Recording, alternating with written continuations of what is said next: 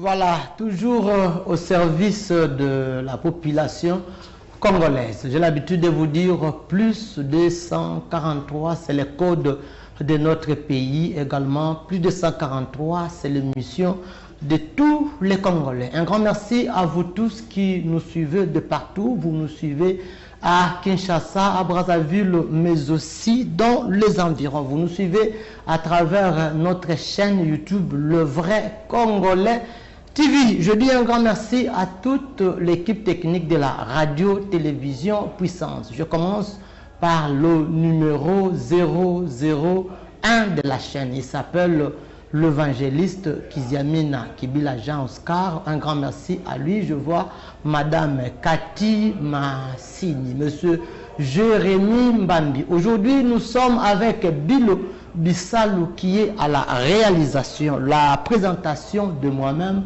Je suis le vrai Congolais, Papi Mbamba. C'est parti pour une émission très spéciale ce soir, une émission très spéciale.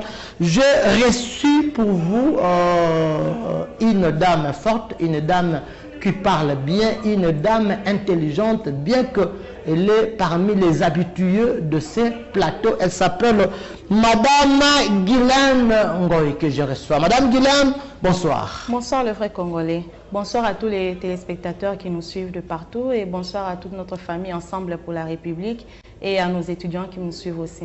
Déjà, vous vous présentez, vous dites que votre famille Ensemble pour la République. Donc, veut dire que vous êtes de l'Ensemble pour la République. Bien sûr. Voilà, d'ailleurs, j'allais vous présenter pour vous dire, elle s'est présentée elle-même.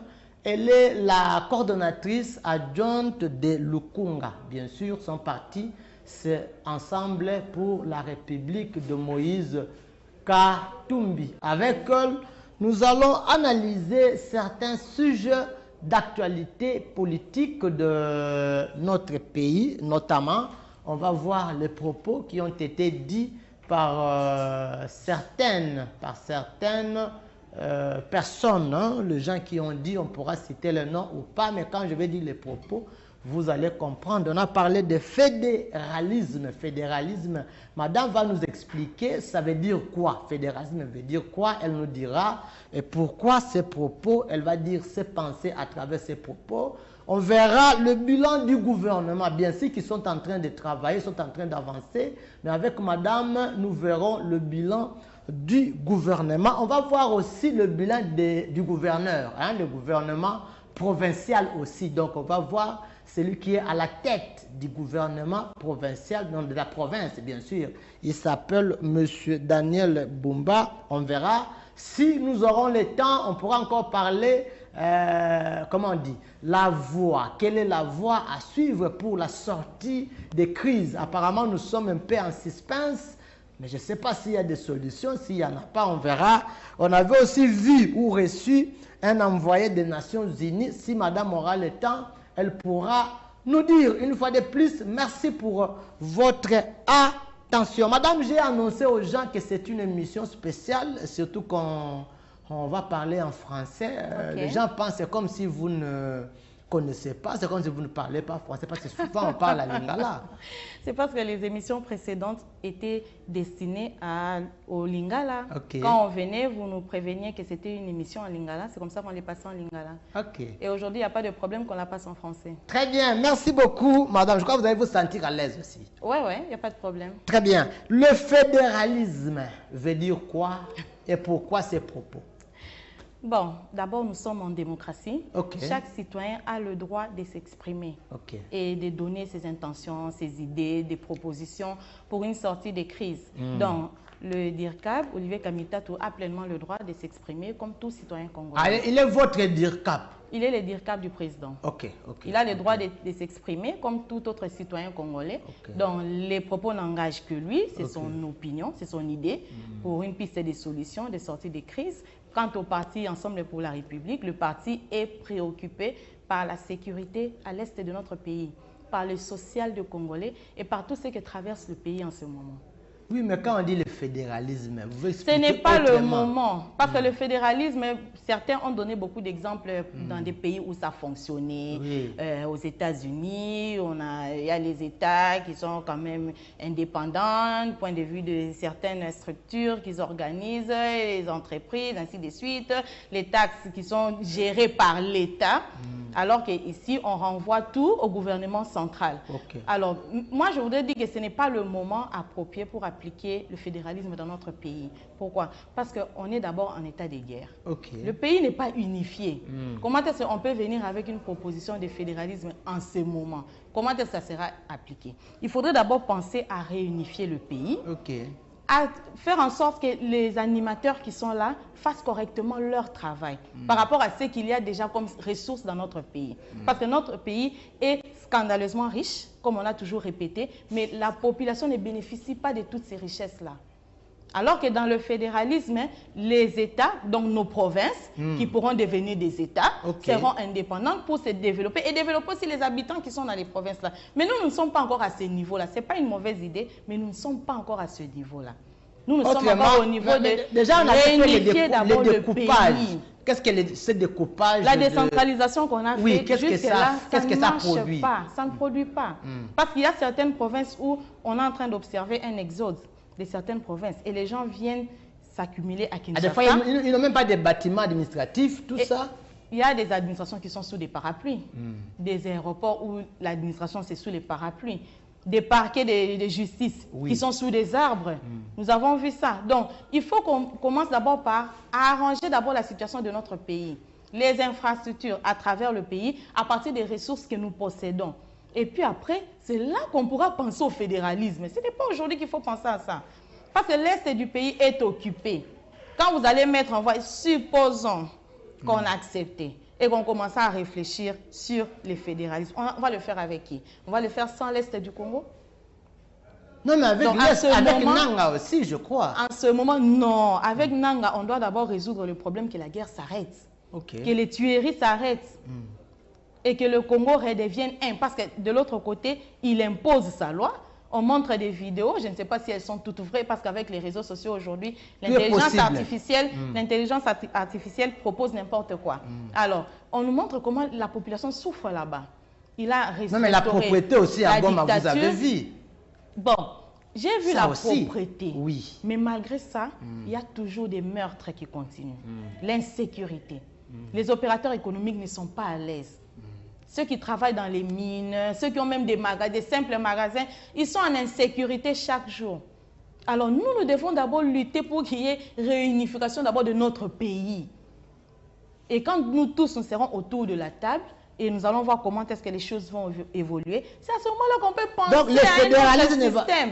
Le fédéralisme ne va pas nous aider à sortir de cette crise. Oui, ça va nous aider. Non, en tout cas non. Et si ça ne peut pas aider, pourquoi sortir de tels propos, de mais telles expressions? je l'ai dit au départ, chaque Congolais a la liberté de s'exprimer. Chaque Congolais a la liberté de donner son opinion. C'est pour lui, c'est son opinion. Il faut la respecter, il a sa liberté, il est en train de jouir de ça. Déjà, vous avez dit qu'il faudra arrêter, faire un effort de voir comment arrêter des tueries, arrêter la guerre, tout ça.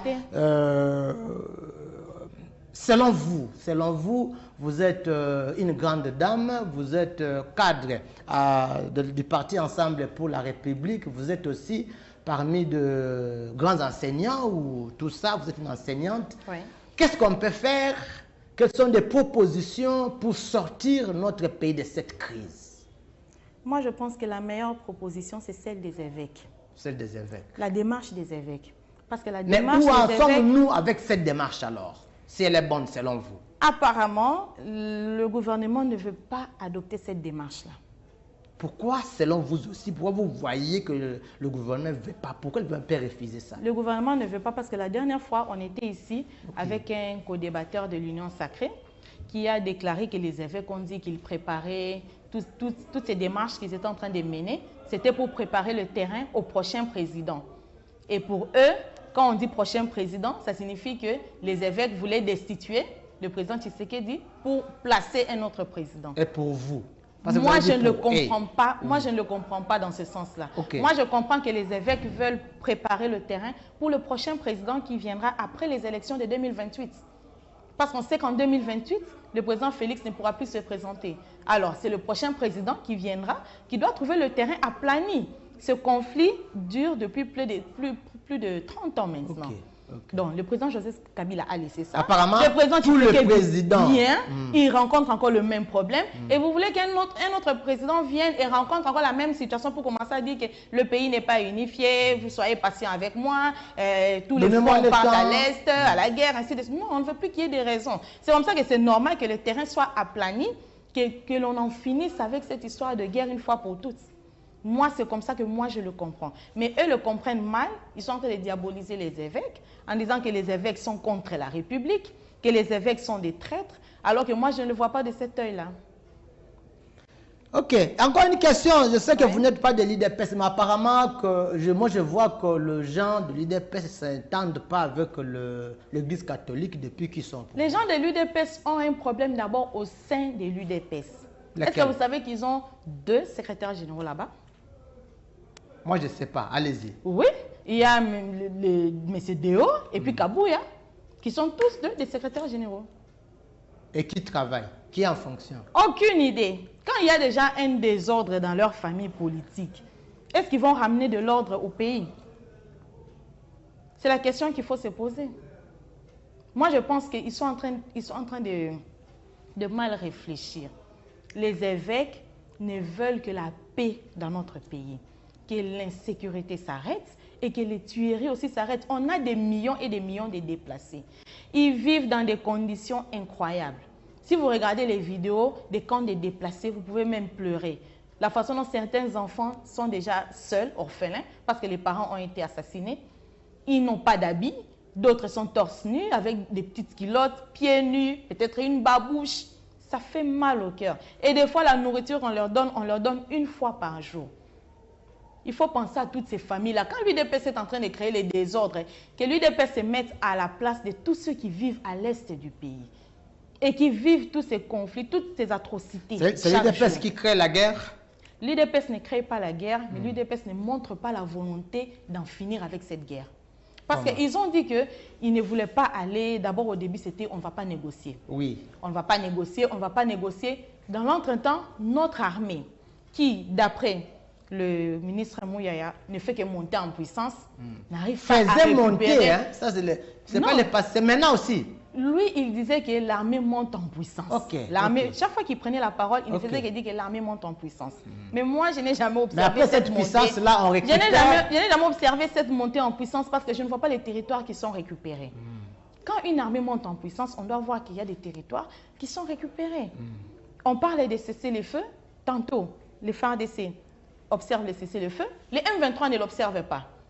Et dernièrement, c'était vice-versa. Il paraît que les M23 ont dit qu'ils se sont retirés pour observer les cessez-le-feu, mais les FARDC n'ont pas observé. Donc, c'est comme s'il y a une cacophonie dans cette affaire de guerre. Ils ne montrent pas la volonté d'en finir avec cette guerre. Si vous ne voulez pas négocier, moi je ne suis pas contre la proposition du président qui dit qu'il ne veut pas négocier avec les terroristes quand il le disait. C'est bien beau de déclarer que tu ne veux pas négocier, mais il faut avoir les moyens d'en finir aussi avec la guerre. Il faut avoir une forte armée, bien structurée, avec du matériel nécessaire, les munitions bien rémunérées, bien motivées pour gagner cette guerre-là. Mais aussi négocier avec eux, vous savez que le rebelle viendront avec leur cahier de charges et puis ça ne peut pas compliquer, ça ne va pas créer, ça va nous amener à l'histoire de mixage et brassage s'ils reviennent avec leur cahier de charges. Soit leur cahier de charges ne va pas compliquer le fonctionnement du gouvernement. Mais tant que nous n'avons pas encore vu ce cahier de charges-là, pourquoi prêter des intentions? Non, mais peut-être on sent, parce que chez nous ici, il y a déjà combien de dialogues? Nous sommes passés à combien... Je vais vous rappeler quelque chose. Ils sont venus ici en 2019 ou 20, je ne sais même plus. Qui là? Les M23. Ok. Quand ils ont été logés à Kinshasa. Oui. Ils sont venus ici, ils ont passé plusieurs mois logés à Kinshasa. Est-ce que vous savez ce qu'ils étaient venus faire? Est-ce que vous savez qu'est-ce qui s'était entendu quand ils sont venus? Moi, personnellement, je ne le sais pas. Mais je constate seulement que quand ils sont repartis, après quelques instants, la guerre a repris à l'est du pays. Et comme la guerre a repris, c'est qu'il y avait des accords qui n'ont pas été respectés. Ils ne se sont pas mis d'accord sur... Sûrement sur certains points que nous ignorons. Et maintenant, ces accords, comment? La rencontre, la négociation, êtes-vous sûr que le gouvernement... C'est pourquoi moi, je préfère la rencontre que les évêques proposent. Parce que les évêques proposent une rencontre avec toutes les parties concernées. Okay. Oui. Alors, si tout le monde se présentait et que tout le monde donne son cahier de charge, alors on verra quel est le problème. Et même la proposition des rebelles sera mise à nu. Donc, tout le monde verra. Il faut que tout le monde sache qu'est-ce qu'ils veulent. Après avoir tué les gens, qu'est-ce qu'ils sont en train de revendiquer. Mais quand notre président se rend à Doha, rencontre le président Kagame... Un peu en cachette, donc eux seuls. Sans informer, rencontre le président Kagame, c'est son droit de se rendre là où il veut. Il rencontre le président Kagame, à la sortie de leur rencontre, il déclare qu'il ne peut pas dévoiler ce qu'ils ont discuté. Comment est-ce que nous, on peut mettre des commentaires? Comment on peut commenter? Quand ils disent que ce n'est pas le moment de dévoiler tout ce qu'ils se sont dit en entretien. Nous, on ne peut pas venir pour attiser le feu non plus. C'est comme ça que nous, on dit, s'ils ont commencé déjà à suivre maintenant la voie des négociations, alors autant mieux finir avec ces négociations pour trouver une solution et mettre un terme à cette guerre. Apparemment, aujourd'hui, il y a un silence, je ne sais pas. Il y avait la démarche de Luanda. En Angola, il y avait la démarche de Qatar, avec les évêques, tout ça. Les consultations aussi ici à l'interne, avec le conseil de chef de l'État. Les consultations fini, sont tout ça. inappropriées. Mais apparemment, c'est comme s'il n'y a pas de suite, il n'y a pas de suite favorable, madame. Les consultations, d'abord, elles étaient inappropriées. Moi, Pourquoi? je ne vois pas pourquoi est-ce que l'Union sacrée a voulu consulter l'Union sacrée. Parce que les opposants n'ont pas voulu se présenter à ces consultations. Comment vous pouvez demander, ou comment je peux dire, appeler à la cohésion nationale pendant que vous continuez à opprimer l'opposition? Ceux qui ne sont pas venus aussi. Il y a aussi, les autres ne sont pas revenus parce qu'ils n'ont pas de garantie d'être en sécurité quand ils vont revenir. Comment est-ce qu'on peut appeler à la cohésion nationale?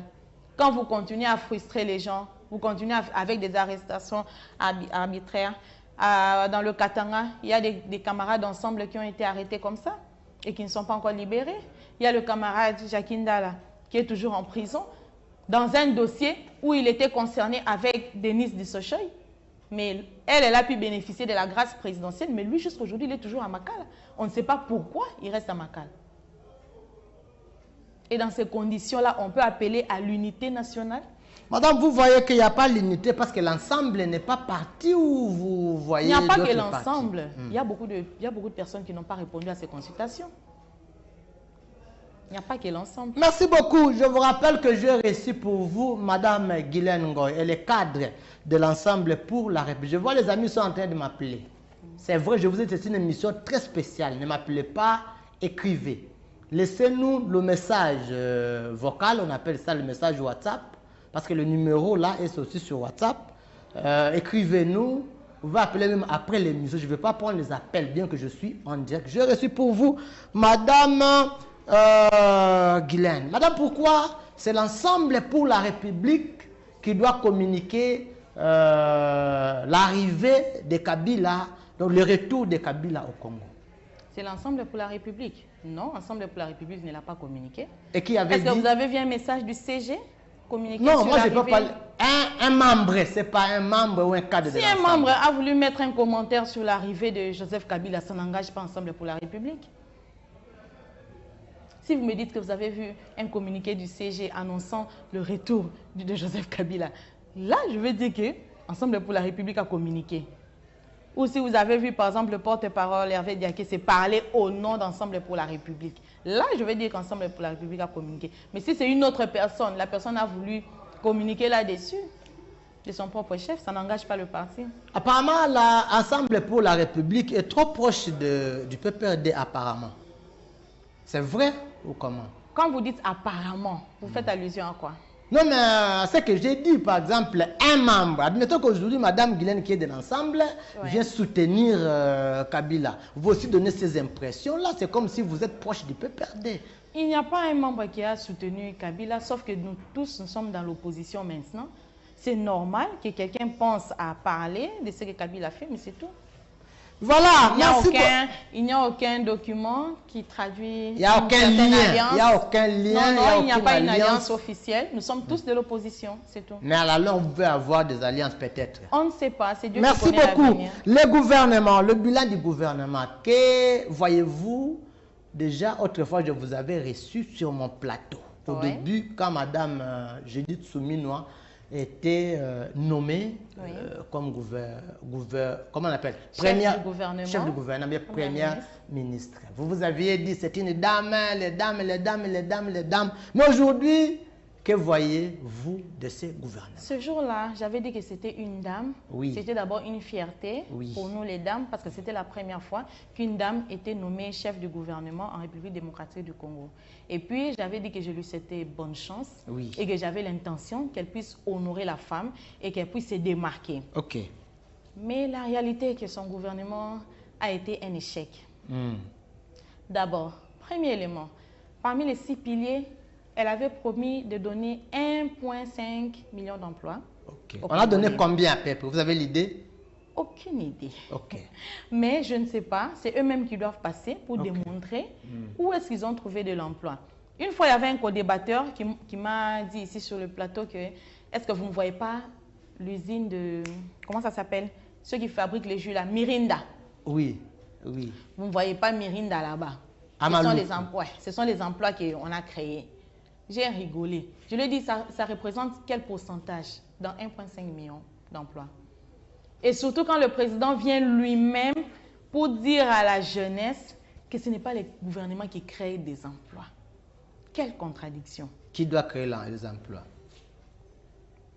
Quand le gouvernement lui-même... C'est des briques, que chacun se crée... Ça traduit. Lui-même vient dire que ce n'est pas le gouvernement qui crée des emplois, qui donne les emplois aux gens, pendant que la première ministre avait déclaré qu'elle allait donner 1,5 million d'emplois aux Congolais. Donc, c'est un échec. Si on parle d'abord de l'emploi, c'est un échec. Si on parle du social, le panier de la ménagère ne fait que souffrir. On nous avait promis qu'il y aurait des cantines où on allait distribuer les produits de première nécessité avec un coût réduit. Mais jusque-là, je ne sais pas. Vous avez déjà vu ces cantines-là? Moi, pas encore. Moi aussi, je ne sais pas. Parce que moi, je me pose toujours la question. Peut-être que vous allez me dire que j'ai déjà vu Madame Mylène à tel endroit, dans telle commune, il existe une cantine. Moi, pas encore. Que les gens de l'IDPS viennent, pas moi. Moi, je n'ai pas encore vu. Voilà. Là aussi, c'est un échec. Et si on va dans la justice, c'est encore catastrophique. La justice, c'est avec... c'est pas collègue de l'opposition. Hein? Il n'est plus dans l'opposition. Si vous lisez la loi portant sur l'organisation de l'opposition, il n'est plus de l'opposition. Tel qu'il travaille dans le gouvernement, en tout cas, il n'est plus de l'opposition. Lui-même connaît la loi et il sait de quoi il s'agit. La justice, en tout cas, est toujours malade. Vous avez suivi... J'ai suivi que le procès a commencé du policier Kabila. Oui. D'ailleurs, on va en parler aussi un peu. Qui a été tué par les rapprochés. Déjà, comment vous voyez cette histoire-là? Entre parenthèses, parce qu'il n'y a pas encore de preuves, on dit que ce sont les rapprochés de la garde de la première ministre. D'abord, d'après les faits, le cortège venait en sens unique. Comment est-ce qu'aujourd'hui, les antivaleurs ont remplacé les valeurs? Les gens qui viennent en sens unique... La tête commence à se renverser. Ont la priorité. Les gens qui viennent en sens unique. Nous, on sait que la priorité absolue, c'est pour les ambulances, la police en intervention, la police qui se rend dans un secteur pour aller intervenir, elle ne doit pas être barrée par quoi que ce soit, elle a accès à tous les sens. Et puis les camions anti-incendie. C'est eux qui ont l'accès, c'est eux qui ont la priorité absolue. Parce que même les présidents de la République, dans d'autres pays, on observe que les présidents de la République respectent le code de la route. Il n'y a qu'ici où on assiste au contraire. Ici même les conseillers, les députés, conseillers, ministres, généraux, les frères. Tout ce monde-là. Les frères d'un député. Il suffit qu'il achète son gyrophare, il l'installe dans son véhicule et puis il commence à embêter les gens. Il doit venir en sens unique. Et quand il est encore accompagné d'une garde, là c'est terrible. Il faut maltraiter les usagers de la route. En tout cas, j'ai suivi les débuts du procès. Oui. Et j'espère que cette fois, cette justice qui était dans le coma, parce qu'elle n'était plus au stade de la maladie, elle était déjà dans le coma, j'espère que cette fois, la justice va éclairer. La justice était où? Elle n'est plus au stade de... Non, non, elle n'était plus malade. En tout cas, la justice était dans le coma. On va voir maintenant comment... Il faudra réanimer ça. Comment est-ce qu'ils vont se comporter? Parce que j'ai entendu qu'on a cité un major. Alors, on va voir... C'est le major là qui est chargé de... De la garde. De la garde de... Après le procès, nous allons voir si réellement cette justice va rendre justice à la famille de M. Kabila. Madame, par rapport au décès de ces policiers, quelle est l'attitude que la première ministre devait avoir, qu'elle n'a pas eu par exemple? Là, je ne saurais pas trop, parce que je ne maîtrise pas tous les détails de la situation. Oui. Je ne sais pas si elle avait été informée. D'abord, ça c'est de 1, parce qu'avant qu'une personne réagisse, il faut qu'elle soit informée du fait. Alors, si elle n'a pas été informée, ça va être pour ça que la réaction a été tardive. Là, si elle n'a pas été informée, alors la garde doit être sévèrement sanctionnée. Parce que j'entends que beaucoup de gens disent que non, comme c'est son garde du corps, les éléments qui ont tabassé font partie de sa garde, elle doit démissionner, elle doit être interpellée, mais il faut qu'on enquête. Il faut enquêter pour établir sa responsabilité. Ça peut aussi amener à la démission, ça peut aussi demander la démission de la première. Si on établit sa responsabilité, par exemple, que c'est elle qui a commandité, si c'était établi, là, elle devra démissionner. Avec la loi de notre pays, vous pensez qu'on peut aussi avoir le courage, même si c'est comme ça, de le dire clairement? Vous voyez comment? Nous attendons voir, parce qu'ils ont diffusé les procès en direct. Nous attendons voir, nous les suivons, et on verra bien s'il y aura des responsabilités qui seront liées avec elle. Et qui était fautif sur en voyant ces actes-là, cet acte qui était fautif entre les policiers et le cortège qui venait? Le cortège, mais c'est le cortège qui venait à sens unique. Il n'y a pas une loi qui dit que le cortège peut venir à sens unique. Alors là, je crois qu'on peut fermer cette parenthèse du policier. Merci. Le gouvernement. Oui, on continue dans le gouvernement. On parle du transport maintenant. Oui. Moi, je ne comprends pas. Comment est-ce qu'un ministre qui était à la défense n'a pas travaillé correctement, n'a récupéré que la barrière des GLM, je crois, parce que c'est tout ce qu'il a récupéré. Les véhicules peuvent maintenant passer par là. Il a récupéré la barrière des GLM. Oui, parce que les véhicules peuvent passer par là. Avant, c'était bloqué, il fallait faire des détours avec des embouteillages, c'était compliqué. Alors, on le nomme au transport, c'est maintenant qui se souvient que l'armée n'a pas un bon effectif et qu'il doit aller faire la campagne pour mobiliser les jeunes à intégrer l'armée. Et il abandonne il faudra qu'il travaille en ce qui concerne les ministères qu'il avait abandonnés, qu'il n'avait pas bien fait. C'est ça que moi je ne comprends pas. Au lieu de se focaliser sur les transports qui est un vrai problème, surtout dans la capitale, parce que le Congo, ce n'est pas seulement la capitale. Lui, il est ministre, il doit s'occuper de toutes les 26 provinces. Nationales. Mais dans la capitale, le transport est un sérieux problème. Et dans les provinces, n'en parlons même pas. Avec les bateaux inappropriés que les gens sont en train d'emprunter pour faire les déplacements, il y a eu même naufrage. Je crois que vous avez suivi qu'il y a eu naufrage dernièrement. Parce que les gens voyagent dans des conditions inadmissibles. Mais lui, au lieu de se préoccuper de ça, lui, il peut faire des meetings pour injurier Joseph Kabila, pour mobiliser les jeunes. Ce sont des vérités, il dit que ce sont des vérités, il a des preuves. Moi, je suis scientifique, je suis biologiste et médical de formation. La preuve qu'un enfant n'est pas celui d'un homme ou d'une femme, c'est les résultats des tests d'ADN. Donc, s'il nous amène les résultats des tests d'ADN qui ont été effectués et qui prouvent que Joseph Kabila n'est pas le fils de Mouzé, Laurent Désiré Kabila, on va l'accepter. On va l'accepter, c'est tout. Mais pas verbalement comme ça. Moi, je ne peux pas... Tant que moi, j'héberge un enfant et j'ai dit que c'est mon enfant, quelqu'un ne peut pas dire que ce n'est pas ton enfant. À moins qu'il vous amène la preuve de l'ADN. Voilà. Donc, il se focalise sur le transport. On a un sérieux problème avec le transport. Et c'est quoi? Il abandonne ses attributions, il va... Là, il faudra lui demander, il faut l'inviter pour lui demander ou lui laisser une question ouverte, j'en sais rien. Mais il doit se focaliser sur ses attributions. Ses attributions, en ce moment, c'est le ministère de Transport. Le ministère de Transport souffre. À Kinshasa, on a déjà remarqué que chaque conducteur avait son tarif. Les tarifs qui a été posé par le ministère n'est pas respecté, n'est pas mis en application. Les bureaux d'eux qui viennent dans les parkings, c'est pour embêter les conducteurs, pour leur donner de l'argent, des 1000 francs, 2000 francs. Mais ils ne surveillent pas les prix du transport. Quand on parle d'une demi-course de 200, ça signifie 2000 francs. Aujourd'hui, si vous n'avez pas assez d'argent, vous ne pouvez pas circuler dans la ville de Kinshasa. On l'a même les embouteillages. On l'a observé avec les... Quand il y a eu inondation à Tchangou. Oui. Quand il y a eu inondation, tous ceux qui devaient se rendre à l'aéroport étaient bloqués.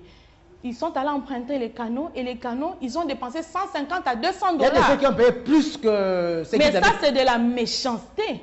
Est-ce qu'il y avait des Rwandais qui avaient mis ces tarifs-là? Parce qu'on dit que ce sont les Rwandais qui sont en train de détruire les pays. OK. Et ceux qui ont fait payer aux Congolais 150 dollars, 200 dollars, ce sont des Rwandais? À quelle distance? Pour quitter Goma à Bukavu, dans les canaux, ce sont des 15 dollars, des 20 dollars, des 30 dollars. Mais ici, pour quitter le beach jusqu'à Kinkole, on demande à des gens qui sont déjà stressés par la difficulté de se rendre à l'aéroport, qui ont déjà beaucoup de problèmes, de débourser 150 dollars, 200 dollars pour se rendre à l'aéroport. Non, à Kinkole. Et à partir de Kinkole, ils devaient prendre encore un autre transport pour arriver à l'aéroport. Ce sont des Rwandais qui sont là-bas, affectés à ces services-là. Vous voyez comment le Congolais est méchant. Et après, on va commencer à dire que non, ce sont les Rwandais qui nous font souffrir, ce sont les Occidentaux, tout le monde. Mais les ministres à cette souffrance-là des Congolais. Les ministres actuels de transport, c'est parmi les ministres cités par le président de la République qui sont en train de lui accompagner. Là en tout cas, je ne sais pas. Là, c'est mieux de demander au président. Non, mais moi, je vous dis... Il trouve cette réussite-là. Je ne sais pas si ce sont les meetings-là qui lui plaisent. Quand il passe, il fait ses meetings, il déclare que Joseph Kabila est rwandais, je connais la tombe de ses parents, tout ça, tout ça. Je ne sais pas si c'est ça qui plaît au président. En tout cas, je ne sais pas. Mais que le président sache que les gens souffrent à Kinshasa. Les transports, les motards, chaque motard a son prix. L'autre fois, je vous avais dit ici que le prix du transport aujourd'hui s'accordait en genre et en nombre avec le conducteur. Donc, avec son humeur et le temps. Donc, si le conducteur est de bonne humeur, il taxe une fille le prix qu'il veut. Si c'est un garçon, il donne son prix. Si vous êtes ils ne sont pas inquiétés. Des parents, des hommes âgés, des personnes âgées, ils donnent aussi un autre prix. La course, la même course, vous pouvez la payer à 500 francs le matin, à 1000 francs à 10 heures, à 2000 francs à 12 heures, à 3000 francs à 14 heures. C'est pas normal. Donc, il devait penser à tout ça, ça devait être son souci. Qu'est-ce qu'il peut faire pour régulariser tout ça? Il nous a montré des photos des embouteillages. Oui, c'est vrai qu'il y a des embouteillages partout dans le monde. Mais les embouteillages, dans d'autres pays, c'est par rapport aux heures de pointe. Et c'est tout à fait normal. Quand tout le monde sort, après avoir fini son boulot, ou tout le monde veut aller au boulot, c'est normal qu'il y ait des embouteillages. Mais qu'est-ce qu'on observe dans ces photos-là que lui-même a amenées? Les gens respectaient les bandes. Les gens avançaient lentement, mais en respectant la file. Est-ce qu'il nous a amené des photos où il y avait des conducteurs entremêlés les uns aux autres? Où il y avait des motards dans tous les sens, on ne comprend même pas s'ils sont en train d'appliquer quel code de la route. Il y a beaucoup à faire dans les secteurs du transport, mais il ferme les yeux. Avec quel espoir il a été nommé dans ce secteur-là? Imaginez un peu, pourquoi on l'avait nommé là-bas? Qu'est-ce que j'en sais? Moi, je ne sais même pas parce que d'abord, la société qu'ils avaient à l'époque a même fait faillite. Et après, maintenant... C'est comme une personne qui n'a pas bien géré sa maison. Moi, je ne sais pas pourquoi ils ont eu confiance en lui. Hein. Mais le casting du gouvernement souminois, il n'y a que... Tu donnes combien? Tu sais comment est-ce qu'elle a choisi ses Tu donnes combien à ce gouvernement, en commençant par... À ce gouvernement, moi, je donne... Je ne sais pas si ça peut arriver même à 3 sur 10. Même à 3 sur 10. Mais vous acceptez ici sur ce plateau que vous, les femmes, vous avez fait la honte en dirigeant ce gouvernement. Et puis prochainement, si les hommes refusaient qu'on nomme une femme à la tête du gouvernement... Pourquoi les hommes doivent refuser? Combien d'hommes ont fait mais la chance qu'on vous a donnée, tout le monde c'est la première fois, c'est la première fois, c'est la première fois, oui. Il y aura une deuxième fois, il y aura une troisième fois. Parce que les hommes aussi sont passés diriger plusieurs fois et ils ont échoué. Quand on parle des détournements ici, Dieu merci que je n'ai pas encore entendu une femme être citée parmi les détourneurs. Mais combien d'hommes ont déjà détourné? Donc il ne faut pas dire que s'il y a une première femme qui a failli, nécessairement que les autres femmes aussi qui viendront vont échouer. Non. Comme il y a eu une première, il y aura une deuxième, une troisième, une quatrième, ainsi de suite. Et là, on va observer vraiment la parité. Voilà, merci beaucoup. Madame, en voyant le gouvernement, vous avez plus parlé de la première ministre, le ministre du Transport, Justice aussi, MP. Ils sont nombreux. Quel est le ministre, par sa façon de travailler, qui vous a marqué, dont vous retenez même 1, 2, 3 bons souvenirs? Veut dire, dans ce gouvernement, il y a 2 ministres qui ont impacté. Lesquels? En tout cas, jusque-là, non, je n'en vois pas. Ils ont tous été vraiment moyens. Ils ont tous été moyens. Il y aura un autre gouvernement, le gouvernement de l'Union nationale dans peu de temps. Qu'est-ce que vous proposez? Le gouvernement de l'Union nationale, là, moi, je n'attends rien de bon de ce gouvernement-là. Oui. Parce que d'abord, la tête, c'est l'UDPS. Le gouvernement est dirigé par l'UDPS. La ville de Kinshasa est dirigée par l'UDPS. Mais qu'est-ce que nous vivons? Et pire encore, ce gouvernement sera constitué de l'union sacrée. Parce qu'ils se sont consultés entre eux. Ça sera seulement que ceux qui n'ont pas eu l'occasion de se retrouver vont venir aussi pour manger aussi à leur tour. Merci beaucoup, madame. Merci. Voilà, il y a un message. Malheureusement que le monsieur n'a pas écrit les noms. Je peux profiter des livres. Je n'ai pas prévu ça. Mais je peux lire. Hein, mais malheureusement, monsieur, vous n'avez pas écrit les noms. J'avais dit ne pas appeler parce qu'on est en direct, mais je n'ai pas voulu ouvrir le téléphone. Vous pouvez écrire comme ça, je peux lire pendant qu'on est là. Ça lit juste, bon, il a dit, hein, il a abrégé une petite remarque concernant la circulation routière. En plus, toute la ville hein, est impraticable. Nous croyons que Jean-Pierre Bemba, c'est lui qui cite, hein, est incompétent, tandis qu'il ne connaît rien dans sa tête. Non, monsieur. Non, là, c'est méchant. Hein? Non, il ne faut pas dire ça. Il ne faut pas dire ça. Ça, vraiment, je me réserve. Incompétence, oui. Oui, il a dit ça. Ne connaît rien, là, c'est pas bon. C'est pas bon. Donc, c'est ça. Ça aussi, c'est un problème, madame. Mais c'est là où j'allais en venir. Les voies, oui, les routes. Toutes les routes sont impraticables. Oui. Si vous allez partout, les véhicules, on ne sait même plus par où on peut passer. Oui. Partout, les routes sont impraticables. L'autre fois, j'étais avec un confrère là de l'Union Sacrée aussi, Archib, comment il s'appelait? Archib ou je ne sais même plus. Archib, sur votre plateau ici. Oui. Qui avait brandi des routes qu'on était en train de réhabiliter. Oui. Où sont ces routes-là? Il faut l'inviter aussi prochainement, qu'il revienne encore nous montrer ces différentes routes. Où sont ces routes? L'avenue du tourisme ici a été bloquée pendant plusieurs journées. Soit disant qu'on est en train de faire un effort de réhabiliter, de bétonner. Mais aujourd'hui, il y a toujours des problèmes. À la dernière pluie, il y a eu éboulement. La terre avec des cailloux se sont retrouvés sous la chaussée.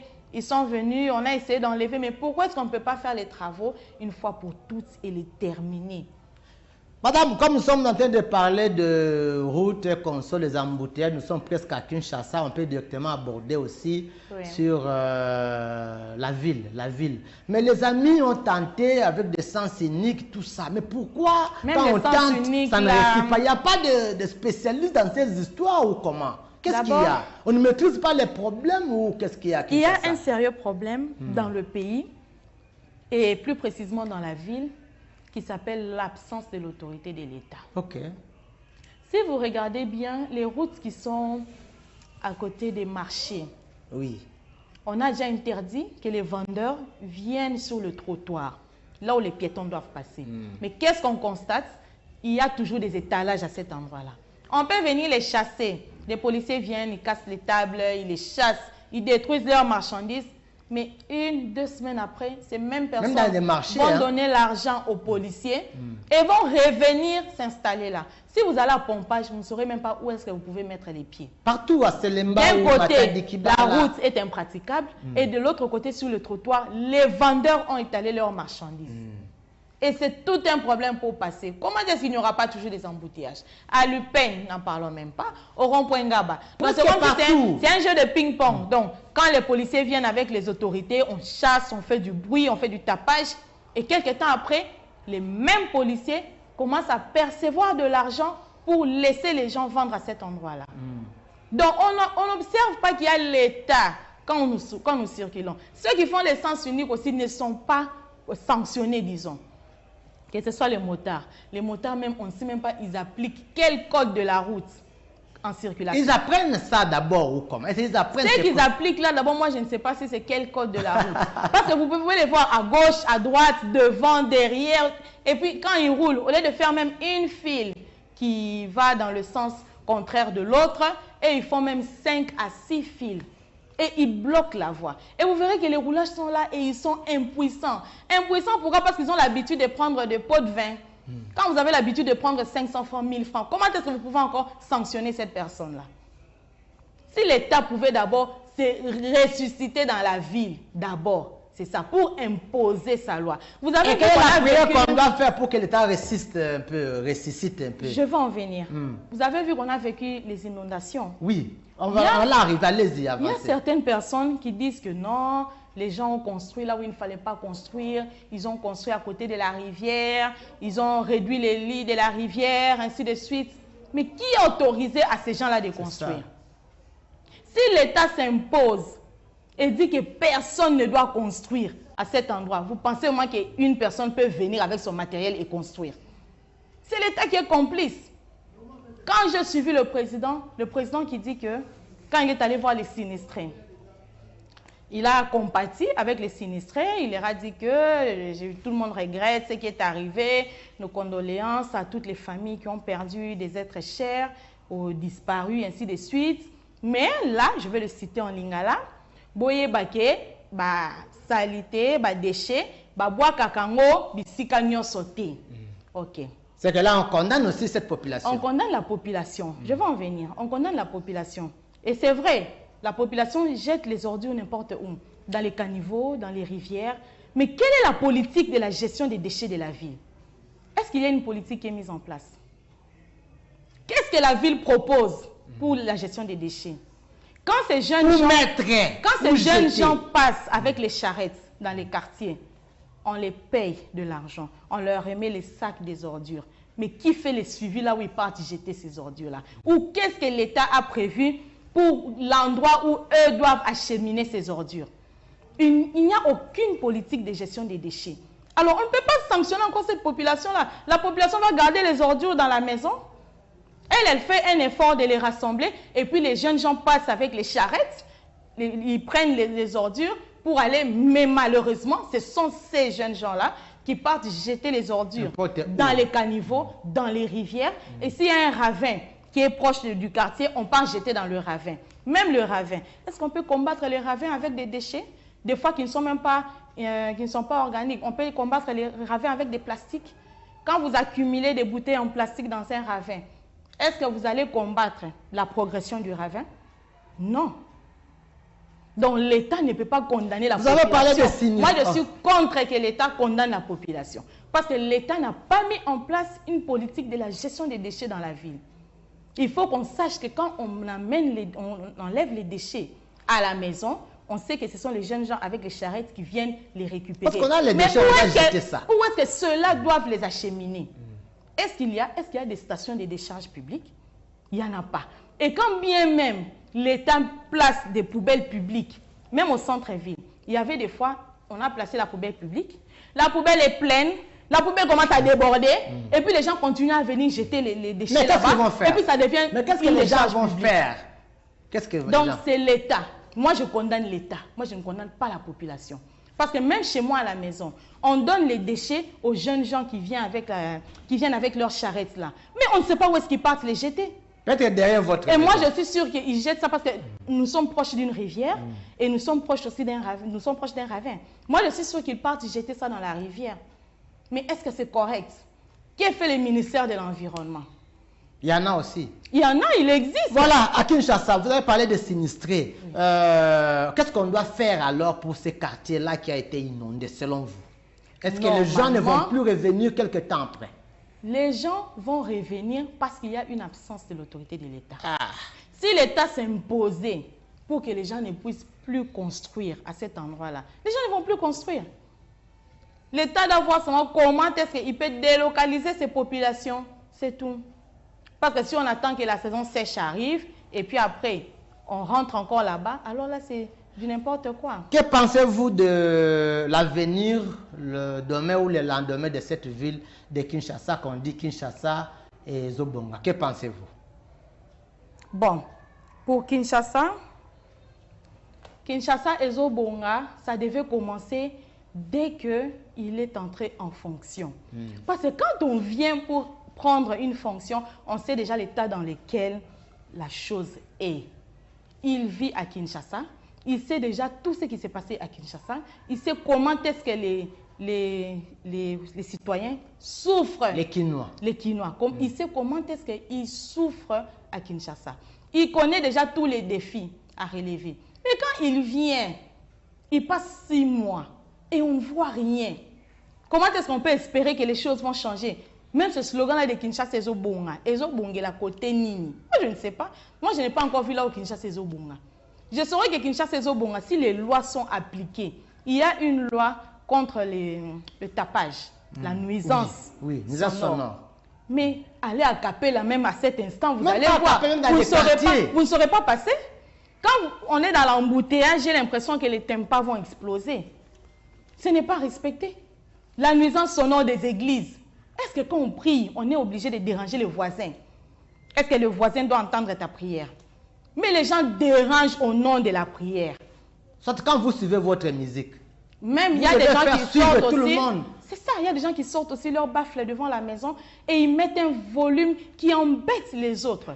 Les gens ont besoin de se reposer. Tout ça, les gens ont de droits. Ils ont besoin de se reposer.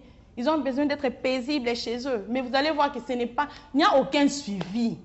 On n'interpelle pas les gens qui enfreignent ces lois. Maintenant, Kinshasa, Ezobonga, comment? Les gens continuent à vendre sur la route. Les gens continuent à faire n'importe quoi. Comment est-ce qu'on va dire que Kinshasa, Ezobonga? Et les caniveaux qu'on avait commencé à acquérir, apparemment, on a abandonné. Apparemment, il y a eu un temps mort parce que je ne vois plus ça. Hein? Apparemment, en tout cas... Il y a un monsieur qui m'avait dit que les politiciens congolais, là je vous mets aussi vous dans ce sac-là, vous êtes très fort dans des discours. Quand vous donnez, vous présentez votre discours, c'est comme si demain, après-demain, les choses seront meilleures, mais on ne sait pas. Vous êtes d'accord avec cette histoire-là? Bon, ce qui est vrai, les Congolais, en général, aiment beaucoup pointer du doigt. Ok. Les Congolais aiment beaucoup pointer du doigt. Et lui-même, quand on va lui donner la même fonction, il va faire pire que son prédécesseur. Ok. Ouais. Donc, nous, on est là, et ça, je vais vous donner seulement l'exemple de avant 2018. Ok. Qu'est-ce que l'UDPS ne donnait pas comme discours à la population? Et qu'est-ce que les gens croyaient de l'UDPS? Qu'est-ce que les gens croyaient de l'UDPS? Quelle garantie l'UDPS n'a pas amené à la population? Que quand nous allons passer au pouvoir, les policiers vont acheter des véhicules, les policiers vont construire des maisons. Et quand nous allons passer au pouvoir, les fonctionnaires, on va tripler les salaires, on va faire ceci, les paniers de la ménagère, le dollar va baisser, surtout le dollar. C'était ça la campagne de l'UDPS. Nous allons maîtriser la monnaie, le dollar va baisser, nous allons faire ceci. Tout plein de beaux discours que nous avons eu avant la campagne et même pendant la campagne de 2018. Mais quand ils sont arrivés aux affaires, qu'est-ce qu'on a vécu? Ce n'est que de la désolation que nous avons vécu.